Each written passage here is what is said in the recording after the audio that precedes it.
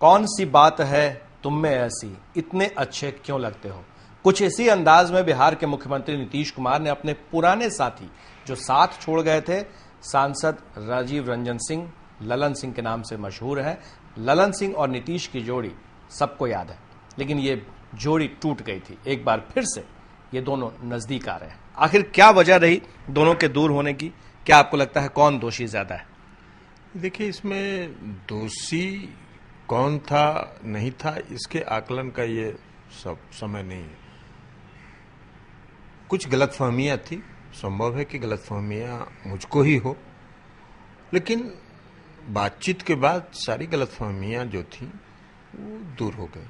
और जब गलतफहमियां दूर हो गई तो फिर उस बात का कोई मतलब नहीं रह जाता। आपने गलतफहमियां कहा है, ये गलतफहमियां थी या गलतफहमी ही थी? आखिर कौन सी गलतफहमी थी? किस वजह से आप लोग दूर हुए? क्या वो राजनीतिक कारण था या व्यक्तिगत कारण? देखिए, हमारा राजनीतिक कारण, राजनीतिक रूप से हम कभी नीतीश कुमार जी के साथ रहे ही नहीं। नीतीश कुमार जी के साथ हमारा संबंध 1986 से था। तो इतने लंबे समय के समय में कोई राजनीतिक रिश्ता नहीं था, व्यक्तिगत संबंध था।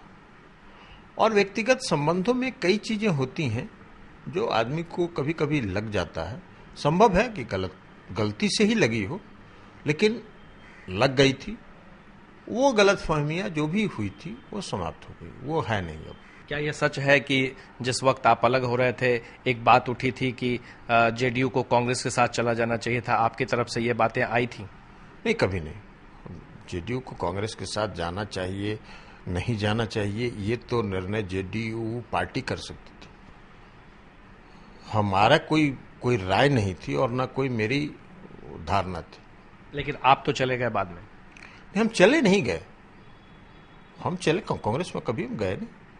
लेकिन कांग्रेस के मंच पर आप साथ दिखे, कांग्रेस के लिए आपने कैंपेन किया। नहीं, कांग्रेस के लिए हमने वोट जरूर मांगा था विधानसभा के चुनाव में, लेकिन कांग्रेस पार्टी को हमने कभी ज्वाइन नहीं किया। तो अब क्या आपको लगता है कि कांग्रेस के साथ जेडीयू का जाना ठीक रहेगा? क्या है आपकी राय? नहीं, जेडीयू का स्टैंड जो हमने देखा है अखबारों के माध्यम से और समाचार इलेक्ट्रॉनिक माध्यम से, जो हमने देखा है कि जेडीयू का स्टैंड बहुत ही ठोस है और जेडीयू का स्टैंड सिर्फ एक बिंदु पर है, और वह बिंदु जेडीयू का जब बीजेपी के साथ गठबंधन हुआ था उस समय से ये तय सिद्धांत है कि हम सेकुलरिज्म के साथ कोई समझौता नहीं करेंगे। का स्टैंड जो है 4 शर्तों पर आधारित हो गया है। प्रधानमंत्री के पद के उम्मीदवार को लेकर हो गया है, नरेंद्र मोदी जैसे नेताओं के खिलाफ हो गया है।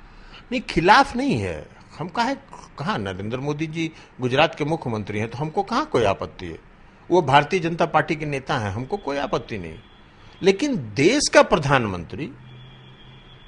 प्रधानमंत्री कोई सेकुलर इमेज का आदमी बने, ये हमारे जो सेकुलर पार्टी का जो 1996 का जो सेकुलर आधार था उसी आधार पर आधारित है। तो क्या नरेंद्र मोदी सेकुलर छवि के नहीं है? ये तो कई मामलों में कोर्ट के द्वारा भी टिप्पणियां से प्रमाणित हो चुका है, तो इसलिए उसमें हमारे कहने की कोई जरूरत नहीं है। ये पूरा देश नहीं, विश्व जानता है।